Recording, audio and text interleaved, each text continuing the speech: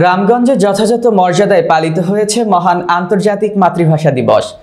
দিবসের প্রথম প্রহরে শহীদদের প্রতি শ্রদ্ধা জানিয়েছেন রামগঞ্জ উপজেলা নির্বাহী কর্মকর্তা সাইদ মোহাম্মদ রবিন শীষ, থানা অফিসার ইনচার্জ অসি মোহাম্মদ আবুল বাশার, সহকারী কমিশনার ভূমি দেবব্রত দাস, উপজেলা প্রশাসন, পুলিশ প্রশাসনের নেতৃত্বে সুন্দর পরিবেশে শৃঙ্খলার মাধ্যমে মহান 21শে ফেব্রুয়ারি ও শহীদ দিবস পালনে ভূমিকা রেখেছেন।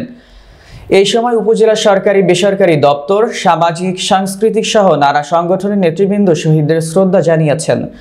সকালে শহীদদের শ্রদ্ধা জানিয়েছেন রামগঞ্জ উপজেলা বিএনপির পৌর বিএনপি সহ সহযোগী সংগঠন নেতৃবৃন্দ, উপজেলা ও পৌর জামায়াতের ইসলামী সহ সহযোগী সংগঠন, উপজেলা বৈষম্য বিরোধী ছাত্র আন্দোলন, রামগঞ্জ প্রেস ক্লাব সহ প্রমুখ সংগঠক।